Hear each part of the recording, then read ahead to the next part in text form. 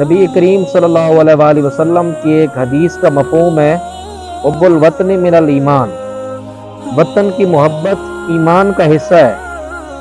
یہ ہمارا وطن، یہ ہمارا خوبصورت وطن، اور جو وطن ہوتا ہے، جو اپنا گھر ہوتا ہے، وہ ویسے ہی خوبصورت ہوتا ہے۔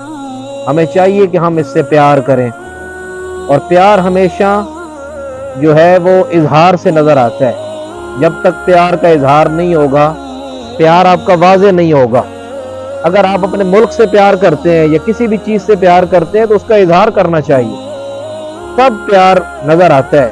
اگر ہم دل میں رکھ کر پھریں کہ جی میرا دل میں پیار ہے، میں دل میں عقیدت رکھتا ہوں، تو یہ بات غلط ہے۔ یہ ملک، یہ ہماری سرزمین، یہ ہمارا وطن، یہ ہمیں اگر پیارا ہے تو ہم اس کی صفائی کا خیال رکھیں، اس کے پودوں کا، اس کے درختوں کا خیال رکھیں، اور جہاں پر صفائی پہلے ہوئی ہو اس کا زیادہ خیال رکھنا چاہیے۔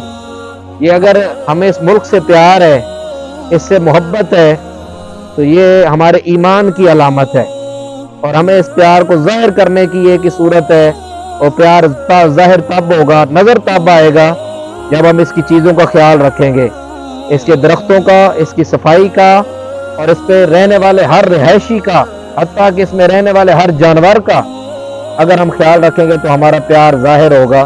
ہم یہ تو کہتے ہیں کہ پاکستان کا مطلب کیا، لا الہ الا اللہ، تو یہ اگر ہمیں اس کلمے سے پیار ہے، پاکستان کی بنیاد سے پیار ہے، اس وطن سے پیار ہے، تو ہمیں چاہیے ہم اس کی ہر چیز سے پیار کریں، تب پیار کا اظہار ہوگا، اور تب ہمارا پیار جو ہے وہ واضح ہوگا۔